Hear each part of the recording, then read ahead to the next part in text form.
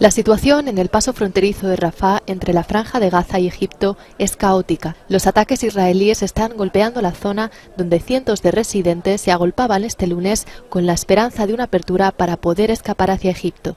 Mientras tanto, las ayudas han quedado paralizadas. El bombardeo más reciente en el paso fronterizo ocurrió este lunes, en el 10º día de la guerra entre Israel y Hamás. 3 ataques israelíes ya habían golpeado la zona. La oficina del primer ministro israelí, Benjamín Netanyahu, negó haber acordado un alto al fuego para abrir un corredor humanitario en Gaza.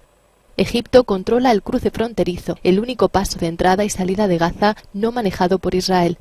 Las autoridades egipcias dijeron que habían reiterado su petición a las autoridades israelíes de que suministraran ayuda humanitaria. Con el cruce cerrado, está bloqueada la llegada de los convoyes de ayuda de un lado de la frontera y la salida de los gazatíes de la otra. Mientras tanto, los hospitales al borde del colapso denuncian que son incapaces de atender las demandas de evacuar a los pacientes. Por ahora, solo algunos camiones cisterna de Naciones Unidas han logrado cruzar a Egipto desde Gaza para recoger suministros de combustible para el enclave asediado. Según Naciones Unidas, hay 1 millón de civiles desplazados en Gaza. Las fuerzas de Israel dicen que han atacado docenas de objetivos de Hamás en las últimas horas y aseguran que los cuarteles generales han sido destruidos.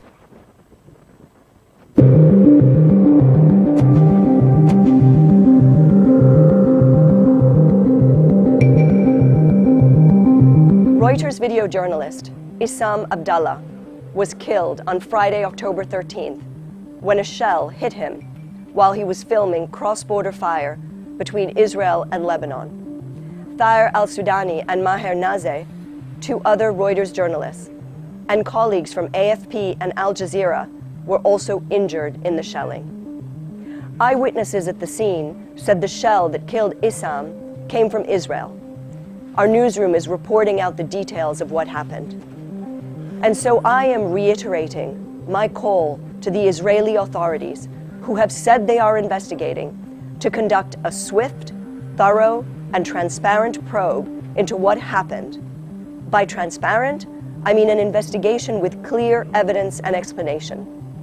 And I also reiterate my call to the Israeli Defense Forces for clarity regarding the terms of engagement in this conflict. I also ask Lebanon, which has said that it has gathered evidence on the attack, and any other authority with information, to provide it. And I urge all parties in this conflict to respect and work with all media to ensure the safety of journalists reporting in the region. Issam was an experienced, talented, and passionate journalist who was much loved by his colleagues here at Reuters. He was just doing his job when he was killed.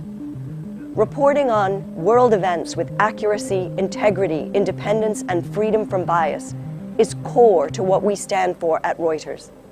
And it is critically important for our journalists to be able to do so safely.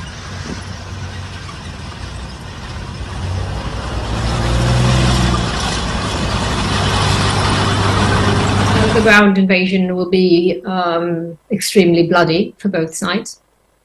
Gaza is likely to look like a bloodbath.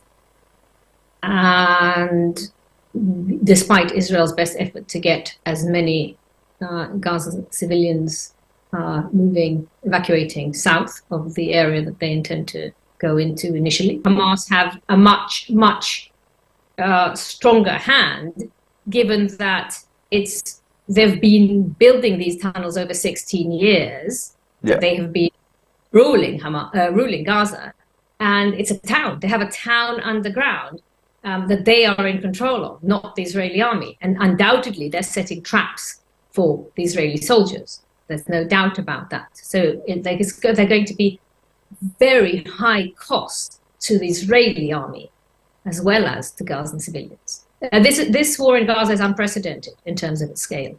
It's unprecedented. And the Israeli army has stated that from day one, that it's not going to be like any other incursion into Gaza. So they are preparing the Israeli population for very high losses for the Israelis. Hamas have the upper hand underground. Israel has the upper hand from the air. but boots on the ground means fighting under the ground, and it's not going to be easy. No, I don't think a takeover of the entire Gaza Strip is going to be quick. I don't think anybody is planning for a quick takeover. I think the fighting is going to be horrific, and it's going to be zone by zone as such, which is why, for the time being, they have asked for the north to be evacuated past the Gaza River. I think we're in here for the long haul unless the international community